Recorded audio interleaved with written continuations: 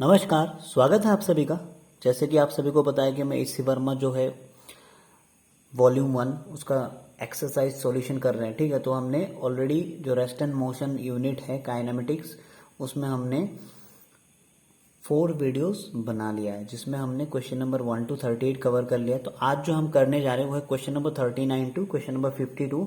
मैं आशा करता हूँ कि आज ये यूनिट खत्म हो जाएगा। ठीक है, और लगभग हमने सारा क्वेश्चन टच कर लिया। ठीक है, तो आज जो वीडियो होगा वो आखिरी वीडियो होगा इस यूनिट का, और नेक्स्ट डे से हम लॉज ऑफ मोशन स्टार्ट करेंगे। ठीक है, अब देखो यार, क्वेश्चन नंबर 39 क्या कह रहा है कि find the average velocity of projectile between the instant it crosses half the maximum height it is projected with a speed u at an angle theta with the horizontal. ठीक है, तो ये question एकदम इजी है। पहले भी मैंने आपको प्रोजेक्टाइल के बारे में काफी कंसेप्ट बताया है। जैसे कि इसमें क्या कह रहा है कि मान लो ये मेरा एक प्रोजेक्टाइल है।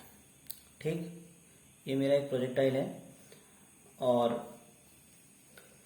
इस प्रोजेक्टाइल को हमने u वेलोसिटी से प्रोजेक्ट किया हुआ है। ठीक, अब देखो कह रहा है इसका जो अच्छा थोड़ा ये अभी थोड़ा समझ लो। अब इसका जो मैक्सिमम हाइट है, सपोज यही किसी पॉइंट में जो मैक्सिमम पॉइंट जो अचीव करेगा वही मैक्सिमम हाइट हो जाएगा।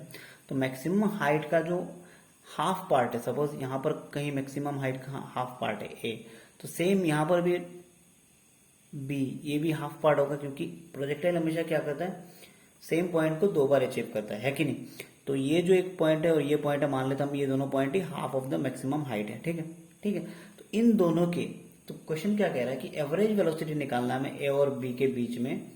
ठीक है, ठीक है, तो एवरेज वेलोसिटी एक्चुअली होता क्या है, अगर मैं कहता हूँ बी एवरेज, तो तुमको तो पता ही होगा बी एवरेज क्या होता है, change in displacement by change in time, यही होता है अपना।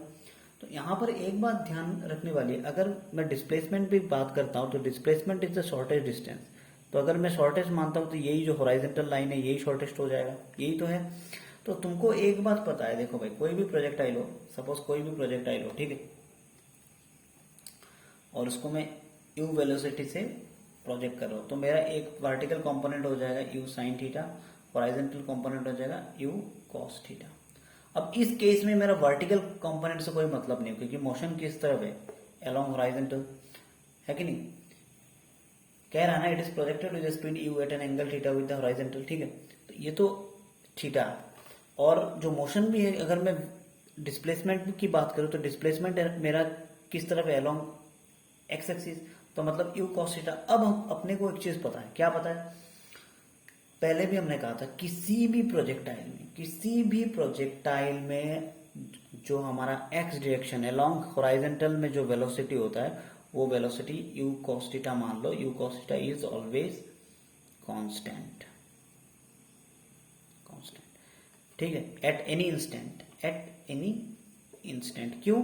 क्योंकि ये नॉन एक्सेलरेटेड मोशन है। ठीक है, इसमें कोई कहीं एक्सेलरेशन नहीं है, तो यू कॉस थीटा हमारा जो क्या है, कांस्टेंट रहता है। और हमको इस पूरे मोशन में हमको क्या करना है, इस क्वेश्चन में यू कॉस थीटा ही देखना है, क्योंकि हॉराइजॉन्टल कंपोनेंट, क्योंकि डिस्प्लेसमेंट हमारा अलोंग एक्स एक्सिस है। ठीक है, ठीक है, तो चेंज इन डिस्प्लेसमेंट हमारा क्या हो जाएगा, अगर मैं नॉर्मली कहता हूं कि चेंज इन डिस्प्लेसमेंट क्या हो जाएगा अपना, ये यू है तो ये यू साइन थीटा और ये यू कॉस थीटा, तो चेंज इन डिस्प्लेसमेंट अपना क्या हो जाएगा, यू कॉस थीटा। तो वी एवरेज अपना क्या हो जाएगा, equal to u cos theta at any instant of time. अब चेंज इन टाइम, चाहे तुम डेल्टा निकाल लो यार, तुम किसी भी टाइम इंटरवल के निकाल लो, हमारा जो वेलोसिटी वो कांस्टेंट, वो कभी चेंज नहीं होगा। समझ में आ रहा है, समझ में आ रहा है। तो वी एवरेज अपना क्या क्या हो जाएगा, वी एवरेज अपना क्या हो जाएगा, यू कॉस थीटा। तो यही क्वेश्चन था, ये बहुत आसान सा क्वेश्चन है, तुम बिना करे ही लगा सकते हो, कोई प्रॉब्लम नहीं है। बस तुमको यह पता होना चाहिए कि जो हॉराइजॉन्टल डायरेक्शन में हमारा जो वेलोसिटी होता है प्रोजेक्टाइल का, वो हमेशा क्या होता है, कांस्टेंट।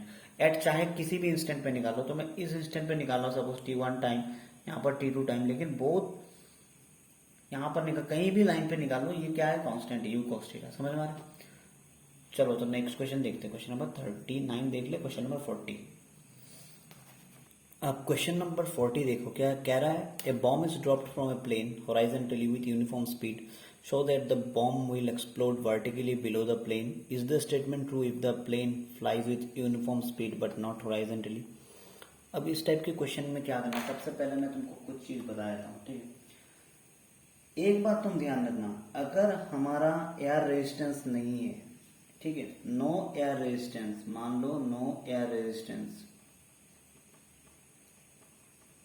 ठीक है, उस केस में हमेशा bomb will drop eight a place exactly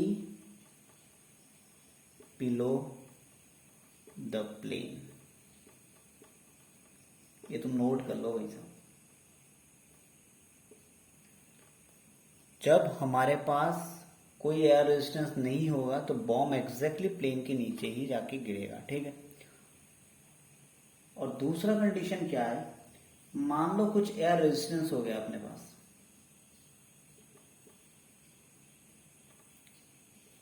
okay,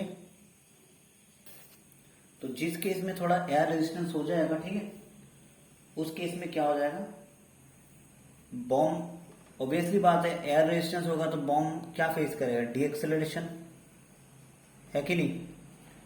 और अगर बॉम्ब डीएक्सेलरेशन फेस करता है, ठीक है, तो बॉम्ब कहां जाके गिरेगा, एग्जैक्ट बिहाइंड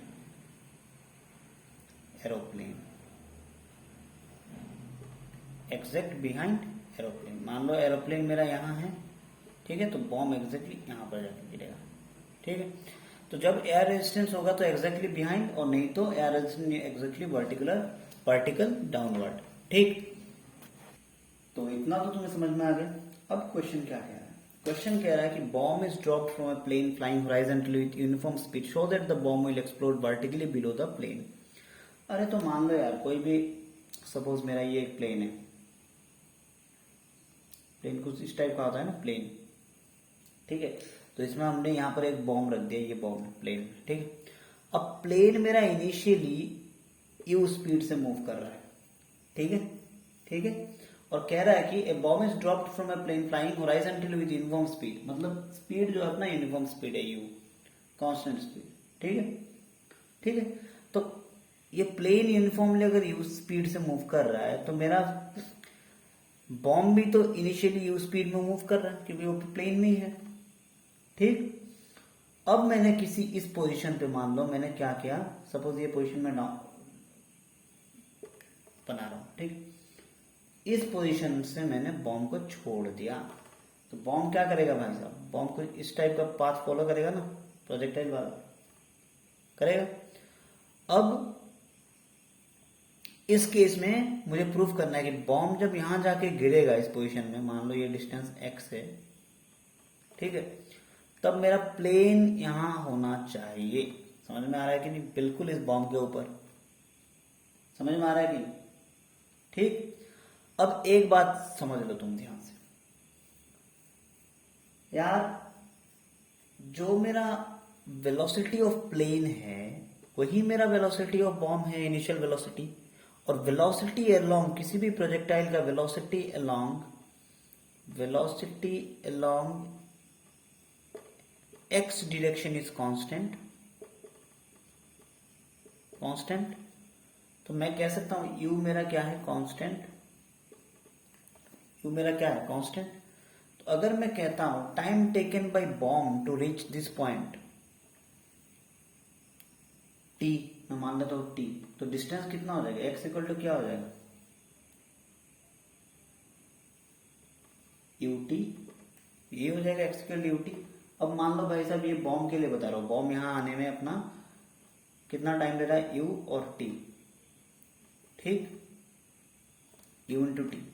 तो प्लेन भी तो मेरा, प्लेन का भी तो इनिशियल स्पीड क्या है, प्लेन का भी तो इनिशियल स्पीड क्या है, u, ठीक है, ठीक है। तो उस पर्टिकुलर टाइम पे t पे प्लेन भी तो मेरा सेम ही जगह पर आएगा ना, दैट मीन्स मैं कह सकता हूँ x b equal to x p. तो दोनों का अगर मैं, प्लेन सपोज ऊपर से उड़ रहा है और बॉम्ब मेरे यहाँ के गिर रहा है, लेकिन दोनों का जो हॉराइजॉन्टल डिस्टेंस है वो सेम है, तो बिल्कुल प्लेन जब यहाँ आएगा तो मेरा बॉम्ब फटेगा, मतलब बॉम्ब नीचे रहेगा, ठीक है। तो पहला कंडीशन तो खत्म, बिल्कुल वर्टिकली डाउनवर्ड रहेगा, ठीक है। अब दूसरा कंडीशन कह रहा है, is the statement true if the plane flies with uniform speed but not exactly horizontally. अब दूसरे केस में कह रहा है, मान लो अब मेरा प्लेन थोड़ा एंगल बना के मूव कर रहा है,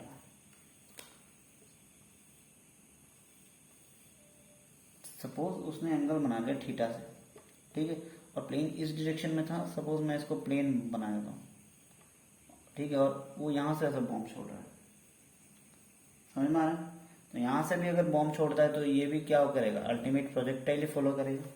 तो इसके दो कंपोनेंट हो जाएंगे, एक मेरा ये यू कॉस थीटा, एक मेरा vertical component you sine theta, है कि नहीं, है कि नहीं? अब देखो भाई, यहाँ पर भी कंपोनेंट मेरा जो हॉराइजॉन्टल कंपोनेंट वो तो कांस्टेंट है ना, कांस्टेंट है कि नहीं, है कि नहीं? तो अगर मैं कहता हूं बॉम्ब मेरा इस टाइम पे यहां गिर रहा है, सपोज इस टाइम पे मेरा ये पोजीशन है ए, ठीक है, समझ में आ रहा है?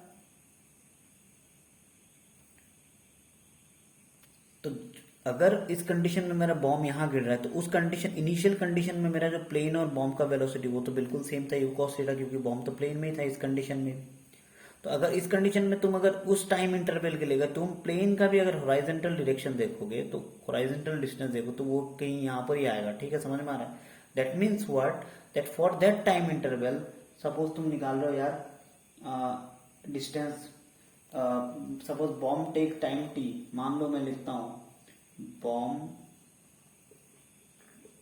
Take time t to reach ground, ठीक है, तो अपना डिस्टेंस x इक्वल टू क्या हो जाएगा, यू एक्स टी, और यू एक्स अपना x कंपोनेंट है तो उसका वैल्यू हमने बता दिया यू कॉस थीटा टी, ठीक है, ठीक है। तो ये तो बॉम्ब का था ना, अब प्लेन का भी तो सेम हो जाएगा, एक्स ऑफ प्लेन वो भी तो सेम हो जाएगा क्योंकि वो भी तो सेम हो रहा है स्पीड में था, horizontal speed you cos theta, time उसने भी सेम लिया यू कॉस थीटा।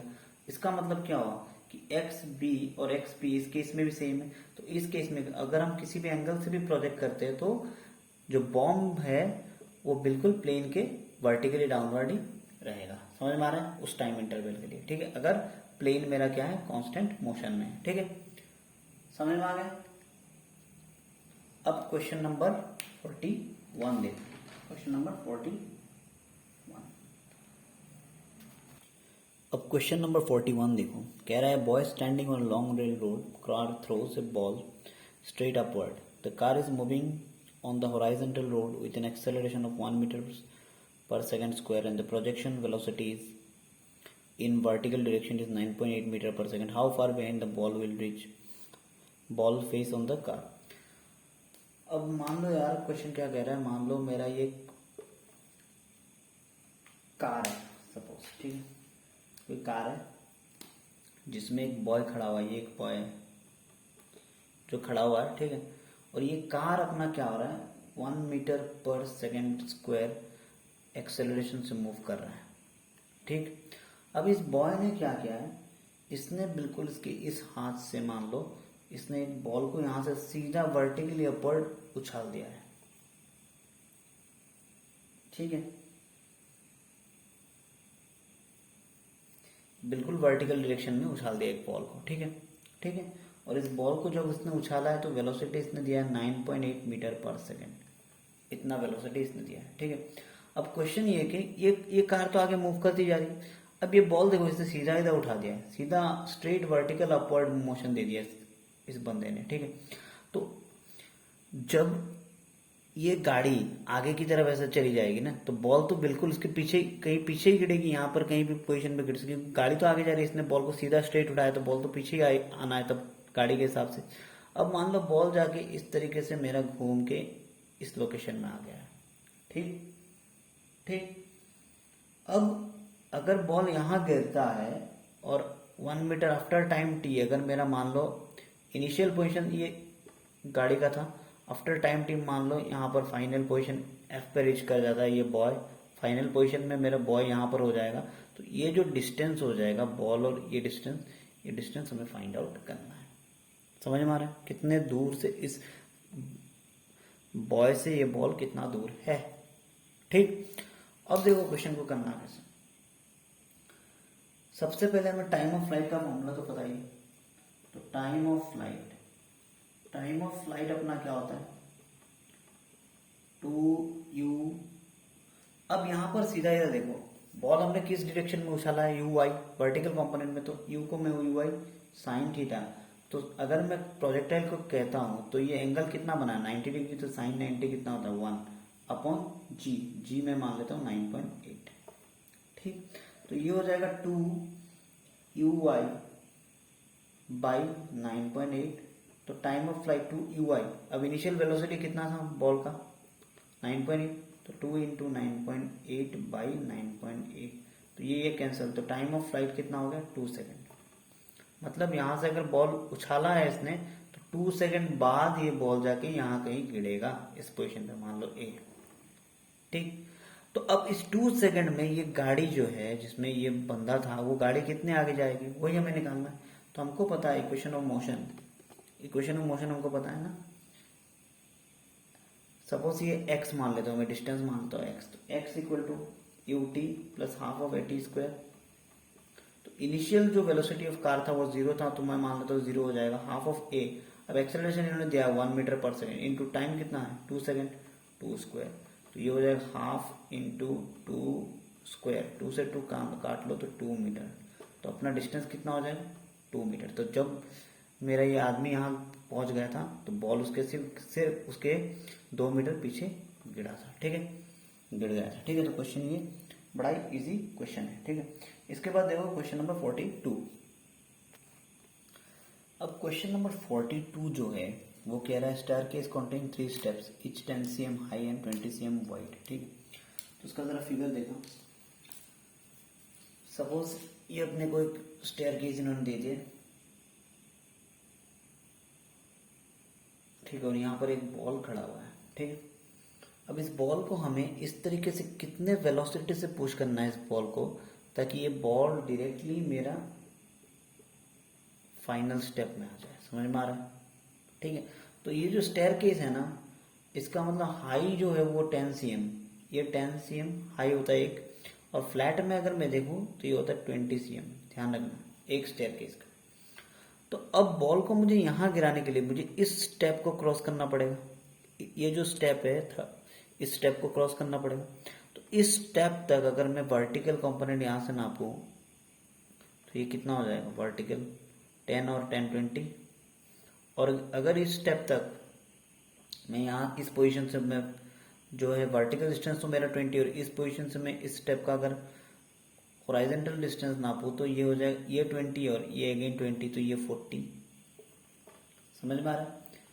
इतना पहले तुमको समझना पड़ेगा। ठीक है, अब देखो यार, मैंने बॉल यहाँ से ड्रॉप किया, ठीक है, तो मैं कह सकता हूँ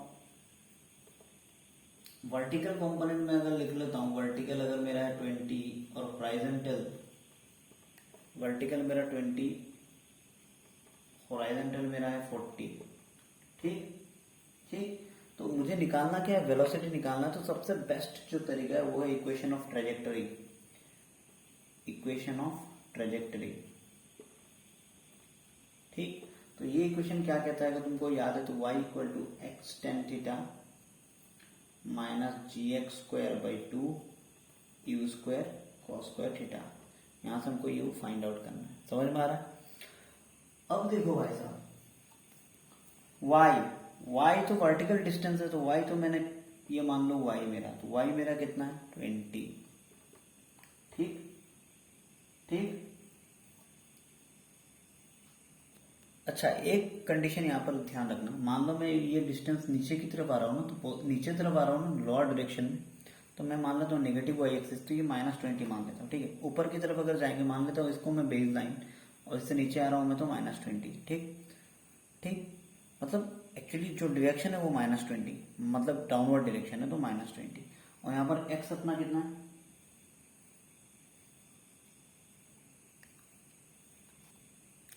40, लेकिन ये 10 थीटा। अब एक बात देखो यार, वर्टिकल नहीं हॉरिजॉन्टल कंपोनेंट के साथ, ठीक है, हॉरिजॉन्टल कंपोनेंट के साथ थीटा मेरा कितना है 0 डिग्री है कि नहीं। तो थीटा अगर 0 डिग्री होता है तो टेन थीटा कितना हो जाता है 0। तो ये जो x tan theta total term है तो वो तो 0। अब यहाँ पर minus g, what is the value of g, g what is the value of g, it is actually अगर मैं 10 मान लेता हूँ, मान लो मैं 10 मान लेता हूँ, ठीक है, लेकिन इसमें एक चीज ध्यान देने वाली बात है, क्योंकि जो हम वाई और एक्स जो हमने प्लेस किया है, ठीक है, वो हमारा सेंटीमीटर में है, वो हमारा सेंटीमीटर में, ठीक है।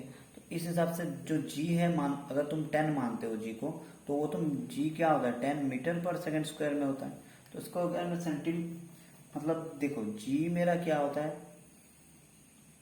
10 मीटर पर सेकंड स्क्वायर होता है, अगर मैं राफली मान लूँ। तो उसका अगर मैं सेंटीमीटर पर स्क्वायर में लिखता हूँ तो ये हो जाएगा 1000 cm पर सेकेंड स्क्वायर। समझ में आ रहा है? तो यहाँ पर -1000 मैंने लिख दिया। x मेरा 40 है तो 40 स्क्वायर अपॉन 2u स्क्वायर तो अपने को निकालना है, कॉस स्क्वायर थीटा, थीटा अपना कितना 0, तो कॉस स्क्वायर 0 कितना हो जाएगा 1, u स्क्वायर मीन्स 1। समझ में आ रहा है? अब देखो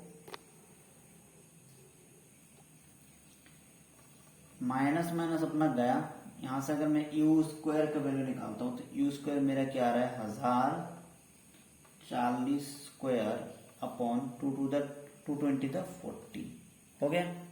अब 40 और 40 का स्क्वायर कैंसिल कर दो भाई साहब, तो यू स्क्वायर मेरा कितना आ रहा है 1000 इंटू 40, तो लगभग मैं कहता हूं तो 40,000,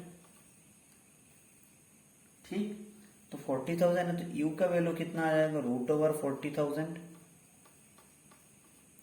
इज अप्रोक्सीमेटली इक्वल टू और एक्चुअली इक्वल टू 200, ठीक। तो यू जो है वो है 200 सेंटीमीटर पर सेकेंड। समझ में आ रहा है? 200 सेंटीमीटर पर सेकेंड। तो इसको अगर मैं मीटर में कन्वर्ट करता हूं तो ये कितना हो जाएगा 2 मीटर पर सेकेंड, ठीक है। तो हमको इस बॉल को 2 मीटर पर सेकेंड स्पीड से क्या करना होगा, प्रोजेक्ट करना होगा, ताकि ये इस प्लेन में डायरेक्टली आ जाए। समझ में आ रहा है? समझ में आ रहा है? अब देखो यार नेक्स्ट क्वेश्चन। तो इक्वेशन ऑफ ट्रेजेक्टरी से हमने ये पहला क्वेश्चन क्या है मुझे याद नहीं है, लेकिन ये इक्वेशन बड़ा ही कमाल का क्वेश्चन है। सारे ऑलमोस्ट बहुत प्रोजेक्टाइल के क्वेश्चन इस क्वेश्चन से सॉल्व कर किए जा सकते हैं। तो ये क्वेश्चन तुमको याद रखना है, ठीक है। आगे अगर होगा तो मैं ट्राई करूंगा कि बाकी क्वेश्चन जो इक्वेशन ऑफ ट्रेजेक्टरी से हो जाते हैं और दूसरे मेथड से भी होते हैं, ट्राई करूंगा मैं कि अगर होते हैं तो इक्वेशन ऑफ ट्रेजेक्टरी लगा के ही सॉल्व कराऊं, ठीक है। अच्छा क्वेश्चन नंबर 43 देखो यार। अब क्वेश्चन नंबर जो 43 है वो क्वेश्चन क्या कह रहा है कि a person is standing on a truck moving with constant velocity of 14.7 metre per second on a horizontal road. The man throws a ball in such a way that it returns to the truck after truck has moved 58.8 meter. Find speed and angle of projection as seen from truck and as seen from road. तो ये बड़ा ही एक तरफ से देखा जाए तो ये थोड़ा इजी क्वेश्चन ही है, ठीक है। मान लो यार ये एक ट्रक है, ये एक अपना ट्रक है, इसके 4 पहिए होते हैं ना ट्रक के ज्यादा पहिए होते हैं, ठीक। तो ये ट्रक है, ट्रक से सपोज ये एक ट्रक है और ये इस डायरेक्शन में चल रही है, एक्स हॉरिजॉन्टल डायरेक्शन में, ठीक। अब क्या रहा है person standing on a truck moving with constant velocity of 14, ये वेलोसिटी जो है इसका 14.7 मीटर पर सेकेंड, ठीक है। A man throws a ball in such a way, यहां से इसने क्या कह दिया बॉल थ्रो कर दिया एक, ठीक, एक बॉल इसने ऐसे थ्रो कर दिया। तो ये बॉल कुछ देर बाद फिर से, ये ट्रक तो मूविंग में था, फिर से ट्रक में आके गिर गया भाई साहब। फिर मान लो फिर से यही ट्रक है वो यहाँ पर पहुंच गया और बॉल उसने फिर से कैच कर लिया, मान लो कैच कर लिया, ट्रक से इसने छोड़ा बॉल, फिर ट्रक ने उस बॉल को ले लिया, ठीक। तो हमको क्या निकालना है, find the speed and angle of projection as seen from the truck and as seen from the ground road. अब इसमें ट्रक ने कितना मूवमेंट किया, डिस्टेंस कितना है, ट्रक यहाँ था तो ट्रक ने टोटल ट्रेवल मान लो, एक्चुअली ट्रक का फ्रंट यहाँ था, ठीक है। अच्छा ट्रक ने कितना ट्रेवल किया 58.8 मीटर ट्रक ने ट्रेवल किया, स्पीड भी दे दिया ट्रक का, ये डिस्टेंस भी दे दिया, है कि नहीं, ठीक। तो अगर मैं कहता हूं find speed and angle of projection as seen from the truck, भाई अगर कोई इस ट्रक में खड़ा होगा और अगर वो इस गेंद को देखेगा जो गेंद इसने प्रोजेक्ट किया, तो ट्रक से तो ये बिल्कुल वर्टिकली अपवर्ड ही नजर आएगा ना भाई साहब, बिल्कुल वर्टिकली अपवर्ड नजर आएगा ट्रक से, ट्रक के बारे में बात कर रहा हूं। तो अगर मैं पहला लिखता हूं सीन फ्रॉम ट्रक, कंडीशन है सीन फ्रॉम ट्रक, अंग्रेजी मुझे थोड़ी कम आती है, ठीक है, तो उसके लिए तुम थोड़ा कंप्रोमाइज कर लेना। अब जब भी तुम ट्रक से कोई भी बंदा अपना अगर बॉल फेंकता है सीधे सीधे वर्टिकल डायरेक्शन में, तो उसे वर्टिकली अपवर्ड नजर आएगा, आएगा कि नहीं? एंगल मेरा किस एंगल हमेशा प्रोजेक्टाइल का हम किससे मेजर करते हैं? हॉरिजॉन्टल लाइन से मेजर करते हैं। एक ही अपना प्रोजेक्टाइल है मान लो यार, तो एंगल हमेशा हम हॉरिजॉन्टल लाइन से मेजर करते हैं थीटा। हॉरिजॉन्टल से वर्टिकल, इस केस में अगर वर्टिकली जा रहा है तो थीटा मेरा कितना हो जाएगा? 90 डिग्री। ठीक, अगर थीटा मेरा 90 डिग्री है तो वेलोसिटी मेरा क्या होता है वो बताओ। मान लेता हूं मैं मेरा वेलोसिटी u है, मैं मान लेता हूं let u be the velocity of the ball की बात कर रहा हूं मैं, बॉल। ठीक, अब ये क्वेश्चन, ऐसे क्वेश्चन हमने बहुत किए हैं। अब हमको देखो ट्रक का वेलोसिटी तो इसने दे दिया हियर, अगर मैं मानता हूँ वेलोसिटी ऑफ ट्रक vt, मान लेता हूँ वेलोसिटी ऑफ ट्रक vt, ये तो इसने दे दिया ना भाई साहब 14.7 मीटर पर सेकंड दे दिया। और एक बात ध्यान रखना यार, इस पोजीशन से तुमने गेंद छोड़ा और फिर इस गेंद को इस ट्रक ने ले लिया, तो मतलब ये जो गेंद का जो टाइम है, टाइम ऑफ फ्लाइट, गेंद का जो टाइम है, और अपना ट्रक भी उतने टाइम में यहाँ पर पहुंच गया, तो टाइम तो सेम है।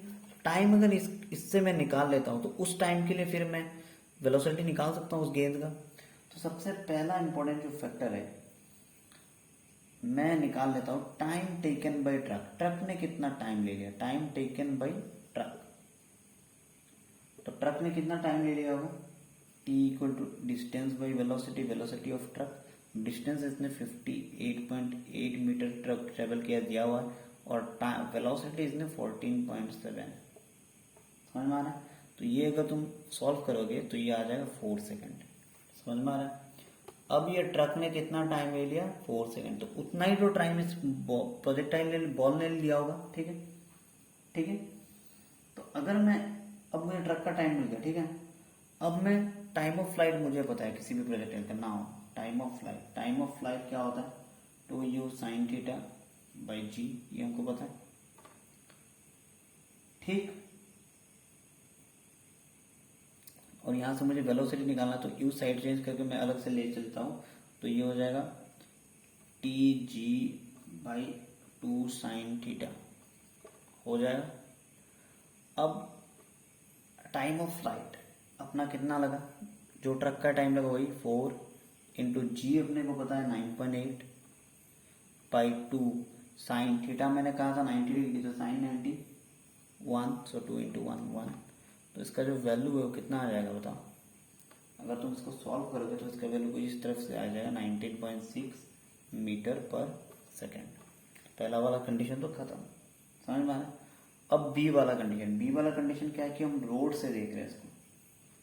ठीक है, अब रोड से देख रहे हो तो क्या कंडीशन है, अब रोड से देख रहे हो तो मान लो ये वर्टिकल जो मेरा था वो हमने निकाला था 19.6 मीटर पर सेकेंड, और ट्रक का जो हॉरिजॉन्टल डिस्टेंस का वेलोसिटी वो उसने दे दिया 14.7 मीटर पर सेकेंड, और हमारा प्रोजेक्टाइल इसमें मूव कर रहा है यू, और ये अपना थीटा है। ठीक, ठीक, तो यहाँ से अगर मैं निकालता हूँ टेन थीटा, तो टेन थीटा मेरा क्या हो जाएगा 19.6, थीटा ये है तो परपेंडिकुलर बाई बेस, तो परपेंडिकुलर मेरा 19.6 बाई बेस मेरा 14.67, तो टेन थीटा इक्वल टू 1.33। तो यहाँ से अगर मैं थीटा का वैल्यू निकालता हूँ तो वो आ जाएगा टेन इनवर्स 1.33। ठीक है, जो भी अप्रोक्सीमेट इक्वल टू 53 डिग्री के बराबर होता है, चेक कर लेना। ठीक है, अब 53 डिग्री मतलब क्या कह सकते हैं कि जो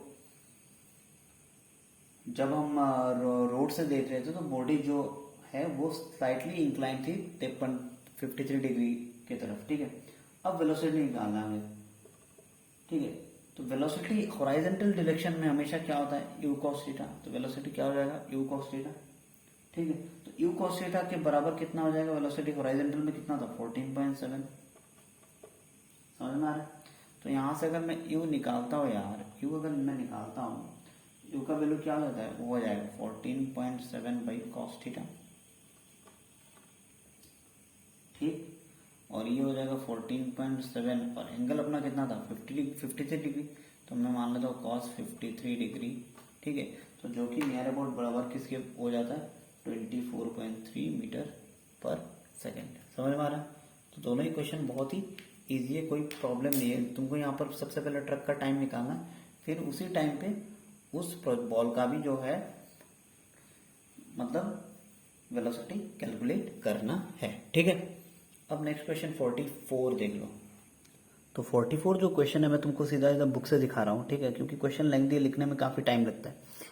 तो 44 क्वेश्चन क्या कह रहा है, benches of a gallery in a cricket stadium are 1 metre wide and 1 metre high. A batsman strikes the ball at a level 1 meter above the ground and hits a mammoth sixer. The ball starts at 35 meter per second at an angle of 53 degree with the horizontal. The benches are perpendicular to the plane of motion and first bench is 110 meter from the batsman. On what bench will the ball hit? तो कुछ benches cricket stadium तुमने देखा होगा, तो कुछ benches अपने gallery में रखे हुए हैं, ठीक है। जो बेंचेस है वो 1 मीटर वाइड है और 1 मीटर हाई है, ठीक है।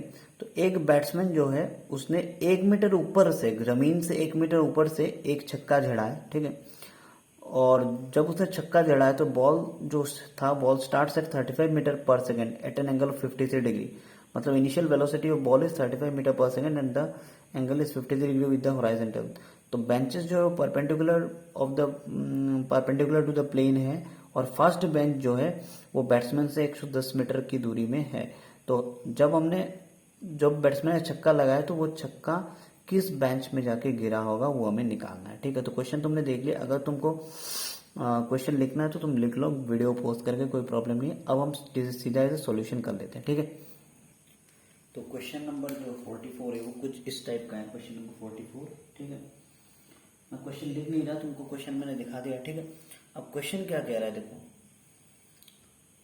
सपोज मान लो यार कोई मेरा यहाँ पर कोई क्रिकेटर है, ठीक, वो इस लोकेशन पे, ठीक है, और उसने एक छक्का जड़ दिया इस डायरेक्शन में, उसने छक्का जड़ दिया इस डायरेक्शन में।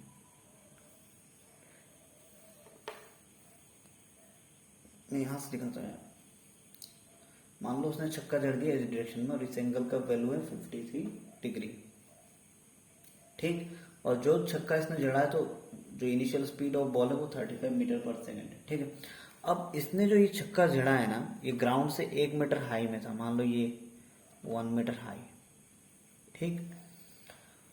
और कुछ बेंचेस सपोज इस डिस्टेंस से जो बेंच है, सपोज कुछ बेंचेस में यहाँ पर खड़े हुए हैं, सपोज यहाँ पर एक बेंच, फिर यहाँ पर एक बेंच, ठीक, फिर यहाँ पर एक बेंच, ठीक, फिर यहाँ पर एक बेंच, ठीक। ऐसे करके कुछ गैलरीज में अपने बेंचेस हैं, समझ में आ रहा है। अब ये जो बेंचेस है ना, ये 1 मीटर हाई है, 1 मीटर और 1 मीटर इनका विड्थ है, समझ में आ रहा है। तो क्वेश्चन ये कह रहा है जब हमने किसी गेंद को, सपोज क्रिकेटर ने किसी गेंद को 53 डिग्री एंगल और 35 मीटर पर सेकेंड स्पीड में शॉट लगाया है, तो वो स्टेडियम के में कौन सी बेंच में जाके वो गेंद गिरेगी, ठीक, समझ में आ रहा है।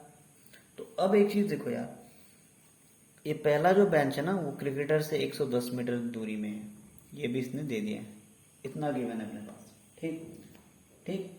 इस क्वेश्चन को मैंने तुमको कहा था ना कि जिस क्वेश्चन को हम इक्वेशन ऑफ ट्रेजेक्टरी से कर पाएंगे तो उसको कर लेंगे। इस क्वेश्चन को हम इक्वेशन ऑफ ट्रेजेक्टरी से करते हैं। तो इक्वेशन ऑफ ट्रेजेक्टरी क्या है बताओ, इक्वेशन ऑफ ट्रेजेक्टरी क्या है, द इक्वेशन ऑफ ट्रेजेक्टरी, तो वो होता है y equal to x tan theta minus g x square upon 2 u square cos square theta, समझ में आ रहा है। अब यहाँ एक प्रॉब्लम है यार, प्रॉब्लम क्या है, चलो थीटा का वैल्यू तो अपने को पता है 53 डिग्री, जी का वैल्यू अपने को पता है कि नहीं, यू का वैल्यू अपने को पता है 35 मीटर पर सेकेंड, ठीक। लेकिन y और x दोनों ही अपने को नहीं पता, ना तो y पता है ना तो x पता है। ठीक, तो अब y और x तुम कैसे निकालोगे, मतलब देखो ये एक टाइप का क्या हो गया, टू वेरिएबल इक्वेशन हो गया, लेकिन इसको अगर हम किसी भी एक वेरिएबल इक्वेशन में चेंज कर देते तो वैल्यू निकालना बड़ा आसान हो जाएगा, सिंपल इक्वेशन बन जाएगी। तो एक चीज यार यहाँ पर नोटिस करना तुम, सपोज मान लो मैं मान लेता हूँ कि बॉल मेरा इस पे कहीं जाके गिर गया, ऐसे अज्यूम कर रहा हूँ मैं, इस पे मेरा बॉल जाके गिर गया सेकंड पे, ठीक है। ठीक, तो सेकंड पे जाके बॉल गिर गया मेरा, ठीक, ये तुमको समझ में आ रहा है। तो ये यहाँ से ग्राउंड से 1 मीटर हाई था, फिर ग्राउंड से 2 मीटर हाई, फिर 3 मीटर हाई। तो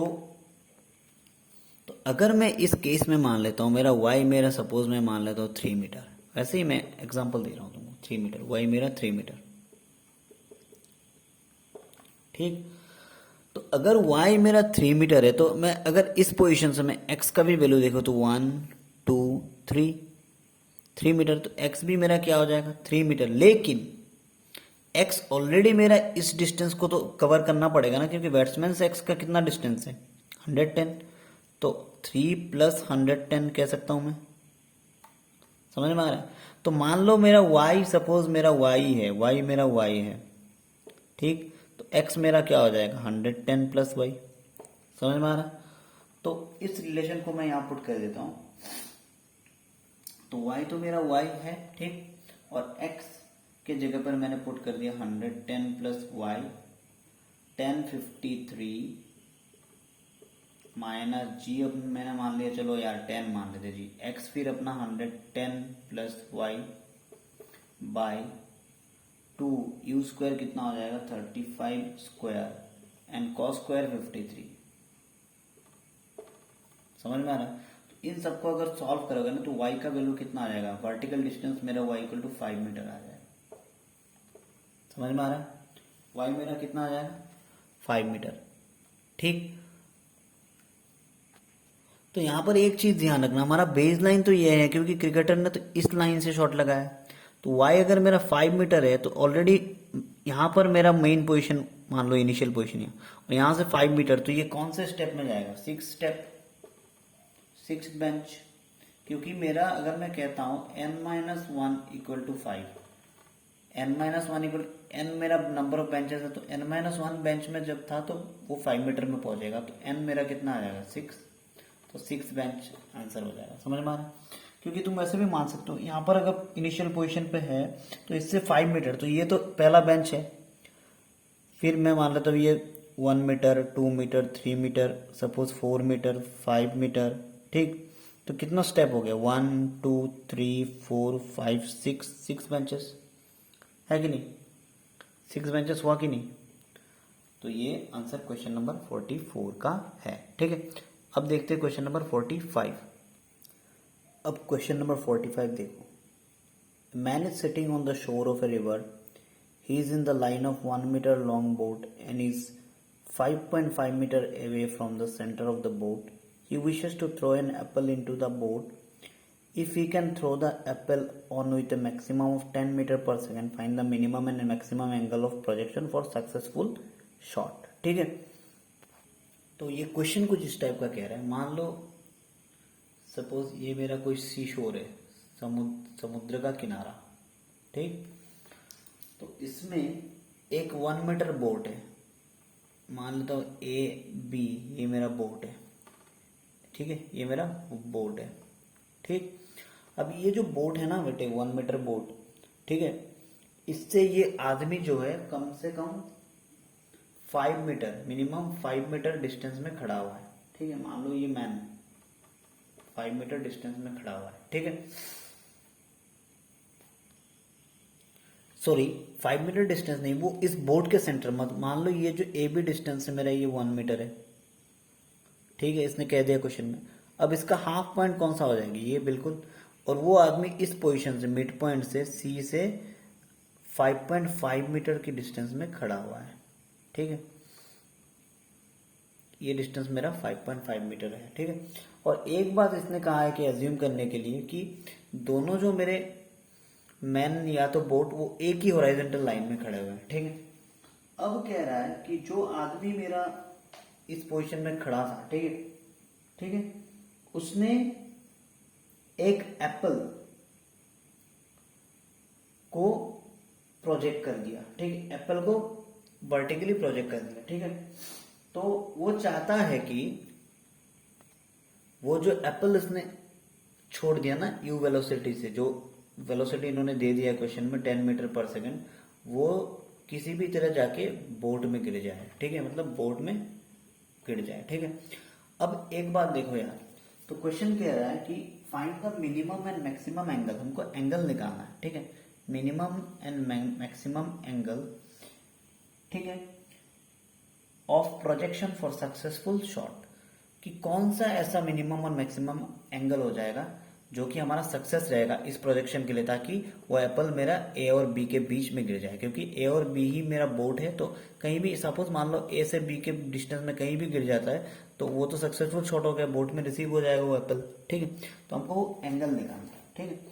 अब क्वेश्चन को देखो यार, देखो किसी भी प्रोजेक्टाइल के लिए मान लो मैं यहां से इसको क्या कर रहा हूं, थ्रो कर रहा हूं एक एप्पल, तो मैक्सिमम रेंज मेरा क्या हो जाएगा, वो हो जाएगा 6 मीटर, क्योंकि यहां से देखो ये डिस्टेंस 5 मीटर है, सपोज ये 5.5 है, तो और हाफ तो 6 मीटर, तो टोटल ये यहां से लेंथ जो है मेरा 6 मीटर, तो मैक्सिमम रेंज मेरा कितना हो जाएगा 6 मीटर डिस्टेंस के लिए। तो अगर मैं आर मैक्स निकालने की कोशिश कर रहा हूँ, मान लो यहाँ पर मैं निकाल रहा हूँ आर मैक्स रेंज का फॉर्मूला हमें पता है, u square sine 2 theta max upon g, ठीक। तो मैक्सिमम रेंज के केस में आर मेरा 6 मीटर हो जाएगा, तो यहाँ पर अगर मैं 6 मान लेता हूँ तो you square, you initial velocity इसने दे दिया 10 स्क्वायर साइन 2 थीटा एंगल हमें निकालना है, मैक्स बाई जी में मान लेता हूँ 10, कोई प्रॉब्लम थोड़ी है। तो यहाँ से अगर तुम निकालोगे मैक्सिमम जो है, अगर तुम निकालते हो तो थीटा मैक्स मेरा कितना आ जाएगा 18 डिग्री और 72 डिग्री कुछ इस तरफ का आ जाएगा, ठीक है, 18 डिग्री और 72 डिग्री, समझ में आ रहा। और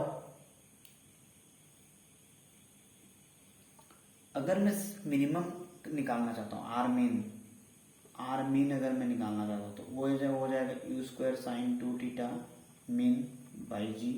तो आर मिनिमम डिस्टेंस इस बोर्ड के लिए क्या है, यहाँ से यहाँ 5 मीटर, हॉरिजॉन्टल डिस्टेंस कितना है 5 मीटर, 5 मीटर क्रॉस कर 5 मीटर अगर हमने डिस्टेंस सिलेक्ट कर लिया तो बोर्ड के अंदर जाके एप्पल गिर जाएगा, तो ये 5 इक्वल टू यू तो अपना 10 square sine 2 theta min by g में मान लेता हूँ 10। तो यहाँ से जो मिनिमम मेरा थीटा है वो अप्रोक्सीमेटली इक्वल टू, तुम देख लेना कैलकुलेट करके, कोई बात नहीं, 150 डिग्री आ जाएगा, तो 150/2 दैट इज 75 डिग्री और 15 डिग्री, दोनों ही कंडीशन पॉसिबल है। तो मिनिमम के लिए 75 15, मैक्सिमम के लिए 18 72। अब एक चीज देखो यार, अगर मुझे सक्सेसफुल शॉट करना है, ठीक है, तो एक तो मेरा पॉसिबल केस ऐसा है, मान लो एकदम मैं मिनिमम एंगल्स क्या है, यहाँ पर मिनिमम है 18 और यहाँ पर मिनिमम 15, तो मिनिमम जो एंगल है 15 to 18 डिग्री एक पॉसिबल केस हो जाएगा। तो मतलब मान लो एकदम अगर मैं इस तरीके से 15 से 18 के बीच में करता हूँ तो इस फ्लैट एंड पोजिशन में भी जाके वो क्या हो जाएगा, बोट पे गिर जाएगा। मान लो ये 15 डिग्री है, ठीक, सपोज ये मेरा बोट है ए बी और यहाँ से मैंने प्रोजेक्ट किया। और दूसरा कंडीशन, मैक्सिमम कंडीशन क्या है, मैक्सिमम कंडीशन मेरा है मान लो 71 to 75, 71 to 75, ठीक, 71 या तो 72 to 75, यहाँ पर 72 है और यहाँ पर मेरा 75 है, तो 72 to 75, तो 90 डिग्री मेरा एंगल ये होता है, तो 70 डिग्री मेरा एंगल कहीं यहाँ होगा, तो इस पोजीशन में भी अगर उछलेगा तो भी जाके क्या हो जाएगा, बीच में कहीं जाके गिर जाएगा। समझ में आ रहा है। तो दोनों ही केसेस पॉसिबल है। तो मिनिमम जो होगा 15 to 18 और मैक्सिमम तुम लिख सकते हो 72 to 75 या तो 71 to 75 अप्रोक्सीमेट आंसर है। तो ध्यान रख लेना एक चीज, तो अगर फॉर सक्सेसफुल शॉट, अगर शॉट हमें सक्सेसफुल करना है, एप्पल को मुझे बोर्ड में गिराना है, तो एक तो एंगल हो जाएगा 15 to 18 मिनिमम जो ये वाला है ट्रेजेक्टरी, और दूसरा जो है ये 17 to 18 ये वाला ट्रेजेक्टरी। समझ में आ रहा है? दोनों ही केसेस में अगर बॉल ज्यादा उछालेगा फिर भी आके बोर्ड में गिरेगा, अगर एकदम मिनिमम किसी ने एकदम जमीन से लिटा के भी लगा दिया शॉट तो भी जाके प्रोजेक्टर आराम से पहुंच जाएगा। समझ में आ रहा है? अब देखो क्वेश्चन नंबर 46। अब क्वेश्चन नंबर 46 हमारा क्या कह रहा है कि river 400 metre wide is flowing at rate of 2 metre per second. A boat is sailing at a velocity of 10 meter per second with respect to the water in a direction perpendicular to the river. Find the time taken by the boat to reach the opposite bank. How far from the point directly opposite to the starting point does the boat reach the opposite bank? तो solution number 46 समझने के लिए देखो यार क्या हो रहा है। मान लो ये एक रिवर है मेरा, ठीक है, ये एक मेरा रिवर है, थोड़ा बड़ा रिवर है, तो इसका जो वाइड है ना, मतलब जो रिवर जितना मतलब मोटा है मैं कह सकता हूँ, वाइड जो है वो है 400 मीटर, मतलब इस पार से उस पार इसका डिस्टेंस है 400 मीटर, ठीक है। तो किसी नाव को अगर यहाँ से वहां तक जाना पड़ेगा तो स्ट्रेट जाएगा तो 400 मीटर ट्रेवल करना पड़ेगा, ठीक। समझ में आ रहा? अब देखो यार, उसने कह दिया कि जो ये रिवर है ना, रिवर तो स्टैटिक नहीं होती, बहती रहती है पानी, तो इसका जो स्पीड है, रिवर का जो स्पीड है वो है 2 मीटर पर सेकेंड, ठीक है, ठीक है, मान लो इस डायरेक्शन में, ठीक है। और जो बोट, सपोज कोई एक बोट है, ठीक है, जो इस पार से उस पार जाना चाहता है, मान लो, ठीक है, ये बोट मेरा उस पार से इस पार जाना चाहता है, तो इसका जो वेलोसिटी है वो है 10 मीटर पर सेकेंड।